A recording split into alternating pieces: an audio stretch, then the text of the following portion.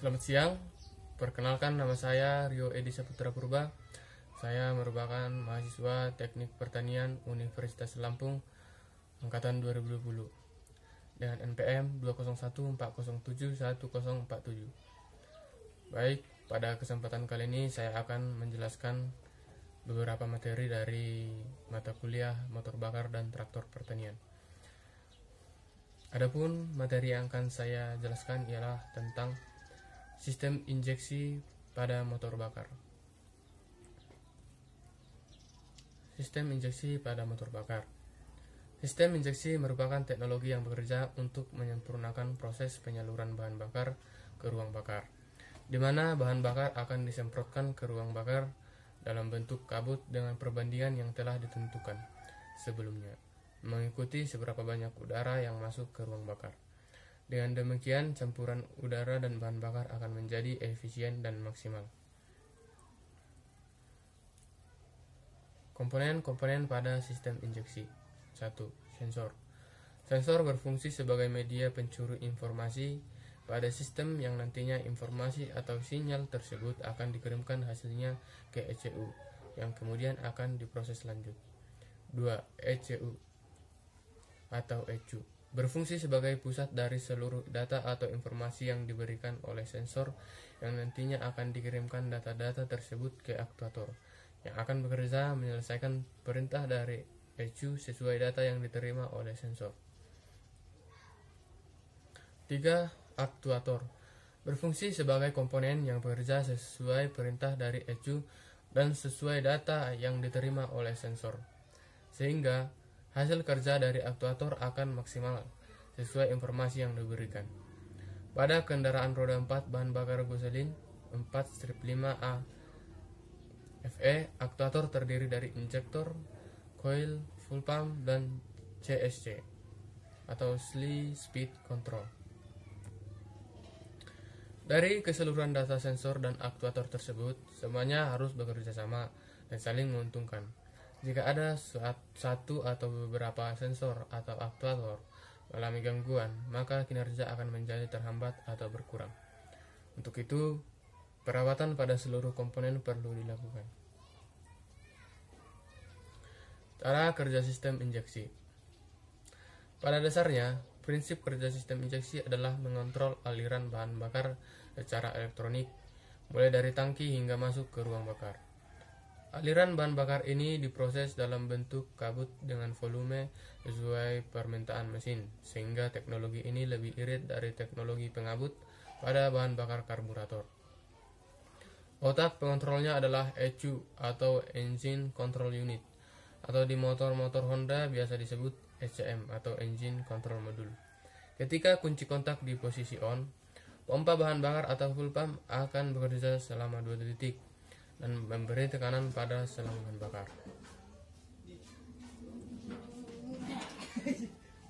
Setelah mesin di start, sensor-sensor seperti throttle position, sensor atau TPS, intake air temperature atau IAT, manifold air pressure atau MAP, engine oil temperature atau EOT, dan O2 sensor memberikan input ke ECM. Setelah motor di starter, pada pompa bahan bakar akan bekerja kembali dan injektor akan menyemprotkan bahan bakar. Semua kerja sistem injeksi akan dikontrol oleh engine control module berdasar inputan sensor-sensor. Input yang diberikan sensor adalah tegangan. Sebelumnya, sensor disuntik tegangan terlebih dulu oleh ECM sebesar 5 volt, kecuali O2 sensor, karena sensor ini menghasilkan tegangan sendiri tanpa disuntik oleh ECM. Sensor-sensor ini adalah variabel resistor yang sifatnya memberikan tekanan. Ketika arus diberikan hambatan secara variabel, maka tegangan yang dikeluarkan akan berubah-ubah sesuai besarnya hambatan yang diberikan. Perubahan kondisi mesin yang dibaca itu membuat besaran tekanan pada sensor ikut berubah, sehingga tegangan yang dikirim sensor ke ECM ikut berubah sesuai kondisi mesin yang dibaca. Jenis-jenis sistem penginjeksian. Pada motor diesel, penginjeksian bahan bakar dikelompokkan menjadi dua jenis, yaitu sistem direct injection dan indirect injection. Pengelompokan tersebut didasarkan pada lokasi atau ruang tempat terjadinya injeksi. Direct injection atau injeksi langsung. Mesin diesel dengan sistem penginjeksian bahan bakar ke dalam ruang bakar di mana bahan bakar disemprotkan atau dikabutkan langsung ke dalam silinder atau ruang bakar mesin tanpa ruang tambahan. Adapun keuntungan dari sistem penginjeksian ini ialah efisiensi panas lebih tinggi, pemakaian bahan bakar lebih sederhana, bentuk ruang bakar lebih sederhana. Start dapat dilakukan pada saat mesin dingin tanpa menggunakan alat bantu start busi atau glow plug. Cocok untuk mesin-mesin besar. Di samping itu, ada pula kerugian dari sistem penginjeksian ini, seperti memerlukan kualitas bahan bakar yang baik, memerlukan tekanan injeksi yang lebih tinggi, sering terjadi gangguan nozzle, umur nozzle lebih pendek karena menggunakan nozzle lubang banyak atau multiple hole nozzle, sukar untuk kecepatan tinggi. Indirect injection atau injeksi tidak langsung. Mesin diesel dengan sistem penginjeksian bahan bakar berlangsung pada ruang bakar tambahan, pre-chamber, atau tidak langsung pada ruang bakar utama. Keuntungan: tekanan injeksi lebih tinggi, asap hitam sedikit, suara mesin halus, tidak terlalu peka terhadap perubahan timing injeksi, kecepatan mesin lebih tinggi, gangguan pada nozzle lebih kecil, desain sederhana.